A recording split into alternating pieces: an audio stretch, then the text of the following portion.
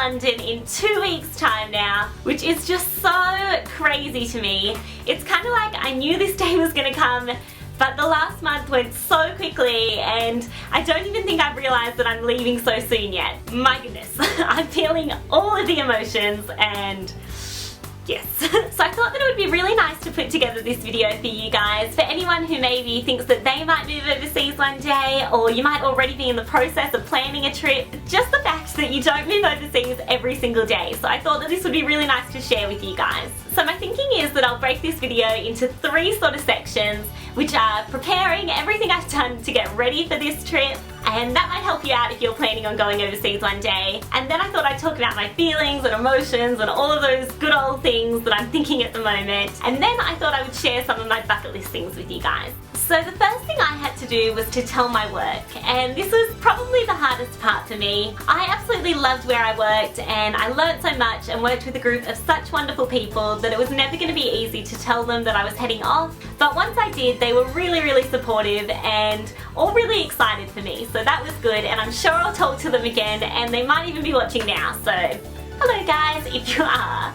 Once I told my work, the next thing for me to do was to get my visa, and this actually ended up being a pretty simple process. You do the majority of it online and then you just have one little interview. They take your picture, your fingerprints, send it off, and it comes back and you have a visa. The visa I ended up applying for was the Youth Mobility Visa, and this is for anyone between the age of 18 and 30, and it allows you to live and work in the UK for up to 2 years. Once my visa was here, it was time to look at flights, and I was amazed at the price difference between airlines, so it could be up to $1,000 different. It's definitely worth having a hunt around, look online, go into a travel agent if you need, and if you're under 25, definitely check out... Ooh, hello, I got a phone call. Where was I?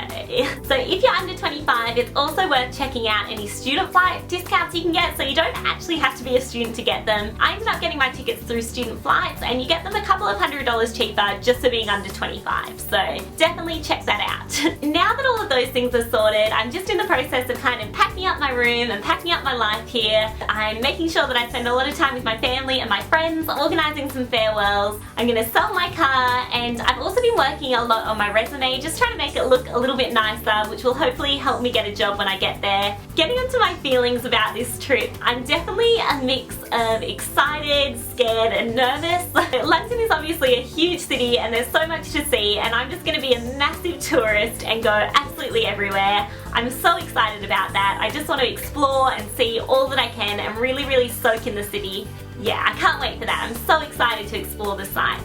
I'm also really excited to see Alex and to meet his friends and family. I've met a lot of them through Skype, but it's obviously not the same as being in person with someone, and I just can't wait for that. So yeah, I think that's going to be really wonderful, and I'm really excited to meet them all. And so I'm probably most scared about making friends when I get over there. I know that London's a huge city, so I'm sure that if I put myself out there and maybe join some groups or go to a few events, I'll hopefully meet some people. But I know that friendship is really important, especially when you're overseas. You don't want to feel lonely, and I'm just hoping that I'm able to connect with a few people over there and make some lifelong friends. Onto my bucket list now. I'm going to write a huge list of these and pop them on my blog, so you can check that out. I'll link to it below. But these are just a few that I thought I would share with you. So one thing on my bucket list is to get lost. Now I know that sounds kind of odd, but what I want to do is just go to the train station, pick a place at random, grab a ticket and go there. There's something fun about getting lost. I often think the best stories come out of times when you completely have no idea where you are or what you're going to see, and you just kind of go for it. Another thing on my list is to see the Queen. Now, I know that that's kind of odd, but I just want to see her. I figure you're in England and why not? Maybe I'll get to shake her hand. Maybe we'll have coffee. Probably not.